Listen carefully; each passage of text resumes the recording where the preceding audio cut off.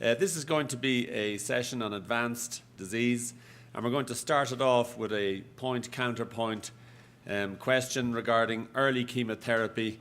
We're going to have a pro and a con, and the pro is going to come from Dr. Dan Petrylak, the con from Dr. Michael Cookson.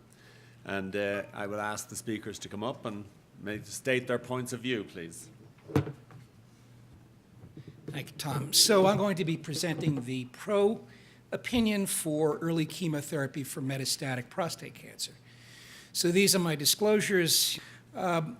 It's been 14 years now, or 13 years, since the initial presentation that docetaxel improves survival for patients with metastatic castration-resistant prostate cancer.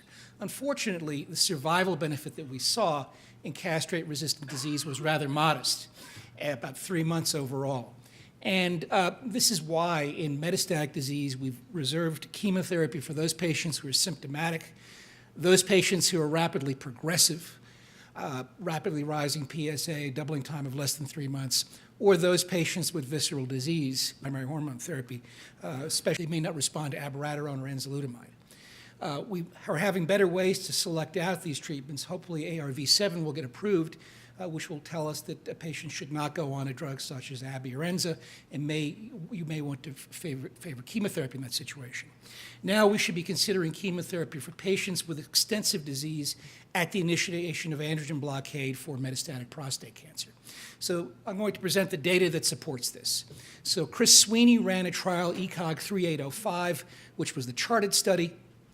This was a randomized trial that took patients who had metastatic disease. They were stratified by the extent of metastases, either high versus low, and this was defined as more than 4 lesions on bone scan or the presence of liver metastases, age, ECOG performance status, whether they had androgen blockade within 30 days. They were allowed to start androgen blockade or at least go on chemotherapy within 4 months of starting androgen blockade, and then whether they had prior adjuvant androgen deprivation therapy along with their primary hormone therapy.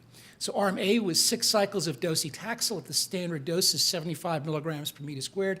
Prednisone was not included in this regimen, and then the standard of care arm was just simple standard androgen blockade with an LHRH agonist plus bicalutamide. Patients were evaluated, followed for survival and for progression. So again, as I mentioned before, these were the eligibility criteria. Prior androgen deprivation therapy was limited to 3 months prior to randomization or less than 24 months with no progression within 12 months of local therapy. 790 men were accrued between July of 2006 and November of 2012, and this trial was terminated in January of 2014 after median follow-up of 29 months. There were 136 deaths on the androgen deprivation arm and 101 deaths on the chemotherapy arm. So these are the survival curves based upon extent of disease. We see the biggest difference in those patients who have the extensive metastatic disease. The median survival for the combination therapy was about 50 months. It was 32 months for the androgen deprivation therapy alone.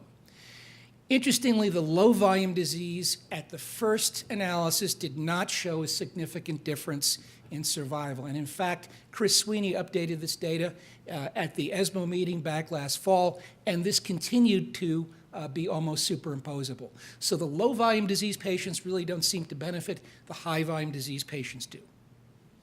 What about some of the other indicators that would tell us that chemotherapy is improving outcomes?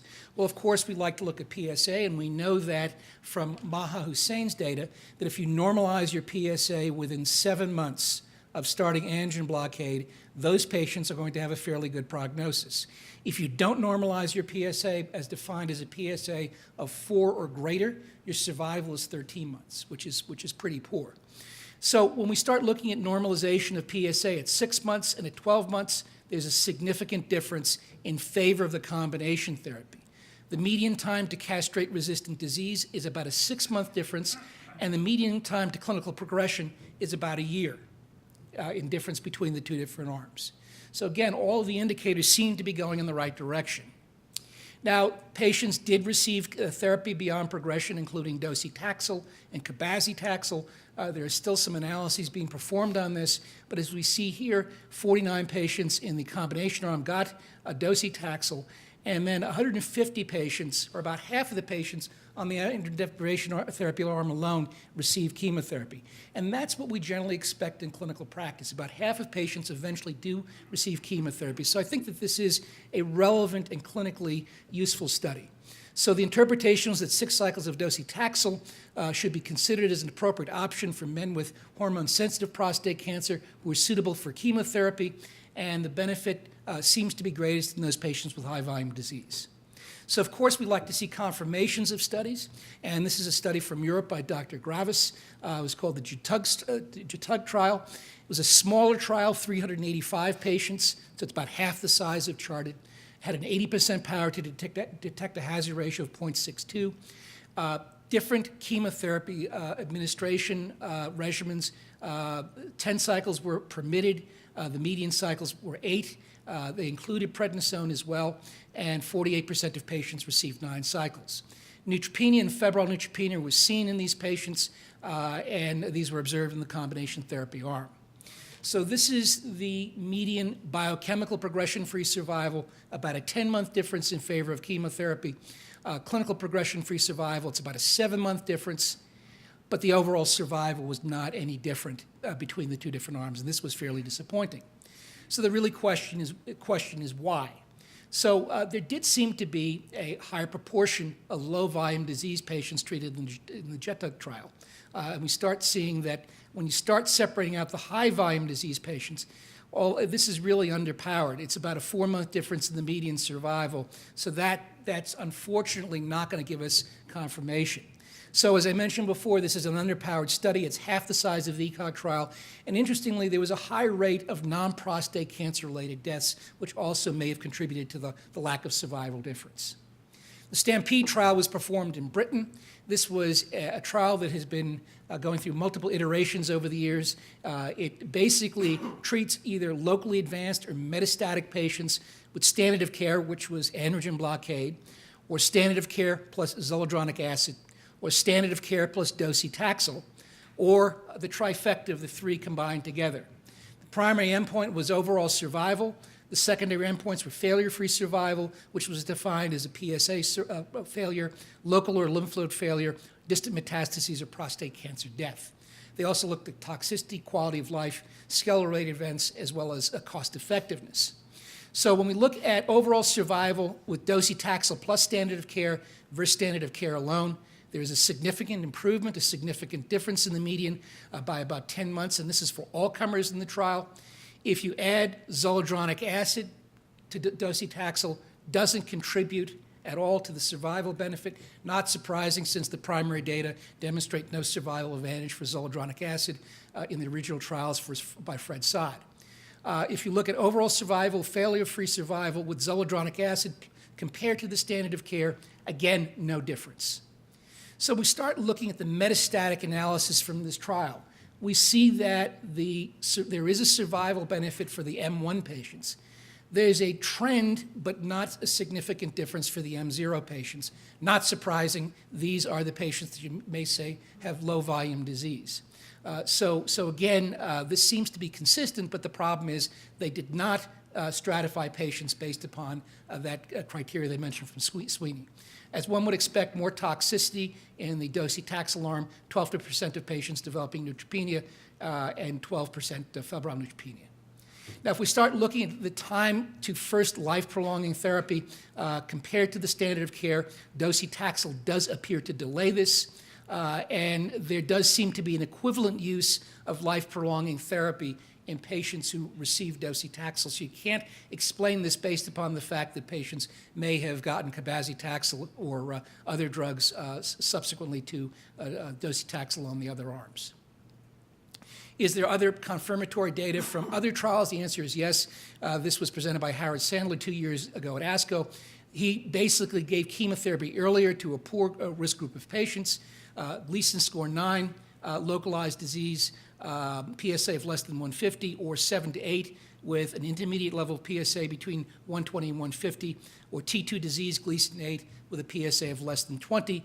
These patients received androgen blockade plus external beam radiation therapy versus androgen blockade radiation therapy followed by 6 cycles of docetaxel. And there did seem to be, in this very, very immature trial, a difference in survival by about 4% at 4 years. Biochemical failure was also superior in the combination arm, and then disease-free survival was also superior in the combination arm as well. Interestingly, distant metastases at any time was significantly different, but look at these numbers. They're again fairly small.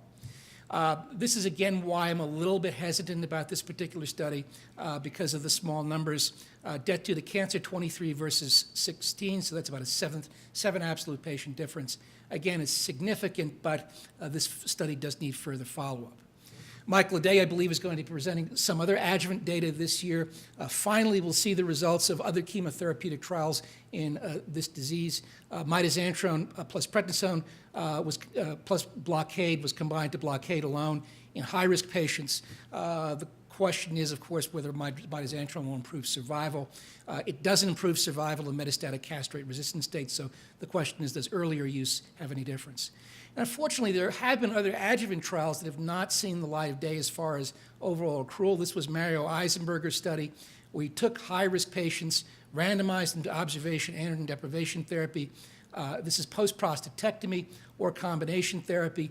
This trial closed early due to lack of accrual. We may have further answers from the study that's being done in the CALGB. This trial is comparing neoadjuvant docetaxel plus radical prostatectomy to radical prostatectomy alone, and Dr. Easton has been instrumental in running this trial, and hopefully we'll have an answer within the next 2 to 3 years on this. So the real question is why? Why does early chemotherapy give you this big difference? And my answer, I think, comes from ARV7 and circulating tumor cells. So we know that we can isolate circulating tumor cells with the variant antigen receptor in patients with castrate-resistant prostate cancer. When we look at the heterogeneity or the responses to hormone therapy, to taxanes in these cells that have this mutated antigen receptor, there does seem to be a better outcome in the mutated patients with chemotherapy than with the next generation anti-androgens. So perhaps we're wiping these clones out earlier or preventing them from occurring. So in conclusion, androgen blockade plus docetaxel is standard care for first-line high-volume metastatic prostate cancer patients. Unlikely that subsequent therapy impacted on the outcome. More than half of patients in the control arm received effective cytotoxic therapy when they progressed. And unfortunately, the confirmation was not seen in the European trial, I think predominantly due to trial design, but we have seen confirmation in Stampede. So I'll stop there and turn the podium over to my opponent, and he will present his view. Good morning. So when David asked me to do this, we know that androgen deprivation therapy is the most effective first-line therapy for men with metastatic disease, and control 18 to 24 months is certainly there. Cytotoxic chemotherapy is effective in metastatic castrate-resistant disease, and that's been shown. Earlier use of cytotoxic chemotherapy is certainly attractive, might kill some of these cancer cells that are going to be unresponsive, as shown by Dan. It may also add an opportunity on the early end for some individuals, but the trick will be who those individuals are. We know that the management of these patients is highly dependent on the growth and the rapid proliferation of these cells. Some of these metastatic patients are not moving so quickly and others are. And androgen deprivation therapy sort of slows down the cell cycle in many of these patients, which may sort of make them less susceptible to chemotherapy. So I'm not here to talk much about the cell cycle, but we know that in the S phase and in the mitotic, rapidly proliferating state of these tumors, that's where chemotherapy has its best bang for its buck, and androgen deprivation therapy in responders slows them down into sort of a G0 state. These mitotic inhibitor drugs, such as taxanes, such as docetaxel, they work in those active growth cycle states of the cell cycle. And so that just points out that really their primary mechanism of action is in these high-risk, rapidly proliferating type of tumors. Perhaps not all of our metastatic patients are in that state. As Dan pointed out, there are 3 trials that have really attacked this issue. The French trial, which he highlighted, was the first one. This trial failed to show a significant advantage to early chemotherapy, and they didn't just do 6, they attempted 9 cycles in these patients in a randomized fashion. These are the curves for their overall survival, and we see that there really wasn't a difference in early versus deferred chemotherapy, and I'll get back to that in a minute. But up until 3 years, there's really no difference at all. So it doesn't appear that the chemotherapy sort of prevented these early deaths, which you would have hoped for in administration earlier on. And then yet there is a separation at about 36 months, which suggests that there's probably some benefit in some patients as we go further out. There were some deaths related to chemotherapy. There was some toxicity related to chemotherapy. So I think we have to consider those when we talk about applying this sort of one-size-fits-all. This was discontinuation in their trial. Up to 1 in 5 patients couldn't tolerate it due to toxicity, and some of the side effects like neutropenia, neutropenic fever, and death were noted in the trial. They updated their follow-up with longer follow-up, and again, although there is some separation it wasn't statistically significant, gets back to Dan's point, perhaps this was an underpowered trial. The main trial that got attention in the United States first was the CHAARTED trial that he's already outlined, so I'll try to go quick. This was a positive trial, adding 6 cycles of chemotherapy to what we would conventionally do in adjuvant deprivation for these patients with hormone naive metastatic disease. They did separate the patients into low and high volume. And remember, all of these patients in these trials had good performance status. All the patients in your clinic don't have good performance status, so we'll get back to that. What they found was overall an improvement in survival with all comers. The best bang for the buck was in the patients that they divided up into the high-risk group, and the patients that were in the low volume or lower risk group didn't see a separation. And we'll come back to that in a minute. This again points out that this has got some toxicity to it, and your patients in your practice will experience some of this. So to recommend this type of treatment to all patients should be brought with a little bit of discussion and caution. The trial knew when they started it that the high volume patients were the ones to target, but they had trouble accruing, so they opened it up to all comers. And in the end, about 70% of the patients in this trial were indeed high volume. I'll just skip a little bit quicker through some of this, but to say that the trials that gave longer chemotherapy didn't show benefit. The French study had longer follow-up, and then I think we kind of glossed over a little bit on the toxicity. In regular practice, patients are not going through the scrutiny of enrollment with their performance status, et cetera. So the trial patients are sort of the best case scenario, younger, fitter, healthier type patients with less comorbidities. The Stampede trial was indeed presented, and it was a positive trial in favor of early chemotherapy. However, they really didn't give us that snapshot of high versus low volume, so it's really hard to interpret that for all patients that come in. And if you look at a comparison of the 3 trials, a couple of things you notice is that the CHAARTED trial was more enriched with higher volume patients. That's clear. That the salvage treatment for the failure patients is notable. In the French study, which didn't show a difference, up to 80% of those patients ultimately received chemotherapy. And in the other 2 trials, it was less than half. So that may be what happens in real world, but I almost think it's a crime that a patient should die from prostate cancer and never have it received potentially helpful cytotoxic chemotherapy. This was the update of the CHAARTED trial because when they first presented that low volume versus high volume, they were worried. They thought, well, maybe if we just wait a little longer, we'll see a benefit. And indeed, the high volume patients still see a benefit, but the low volume patients, even with longer follow-up, failed to show that benefit. So I think that's an important point that we need to consider when we say all patients who present with metastatic disease should receive chemotherapy. This is sort of the two trials that we can say low versus high volume, because the STAMPEDE didn't differentiate. And in the high volume patients, I think it's clear. And in the lower volume or the slower moving type metastatic patients, it doesn't seem that I can clearly tell them they're going to get a benefit from early institution of chemotherapy. So my conclusions are that studies to date demonstrate that patients with metastatic hormone-sensitive prostate cancer differ in their presentation, their disease burden, and their response and outcomes, and toxicity is greater and median survival is shorter in unselected non-trial patients. Patients with high volume metastatic prostate cancer have inferior outcomes compared to those with low, and the high volume patients should therefore be offered docetaxel and ADT up front with clear risk-benefit discussion, but I think it's there. At this time, I think low volume hormone sensitive patients should not be offered a one-size-fits-all early docetaxel, and 60 to 70% of the patients in published trials who present with high-volume de novo metastatic disease may respond differently than these low-volume patients.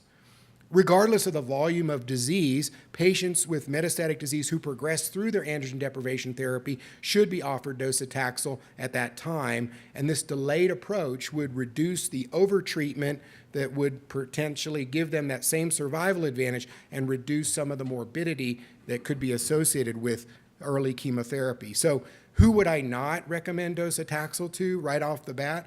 Low volume metastatic disease, perhaps the oligometastatic patient, and those who've had a really slow and protracted development of metastatic disease over many years. So we may be it's sort of a biological surrogate to the activity. And then if you look at the NCCN guidelines where they do incorporate the use of docetaxel, they have a little box at the bottom and it talks about the possibility that the low volume patients may not be the right ones to include with that recommendation. So I think Dan and I hopefully are saying the same thing, but instead of all patients, I would say we have to be judicious about it, offer it to those patients with high volume disease, those who fail to respond to the initial ADT, and reserve the cytotoxic chemotherapy for the low volume patients when they fail. So thank you very much.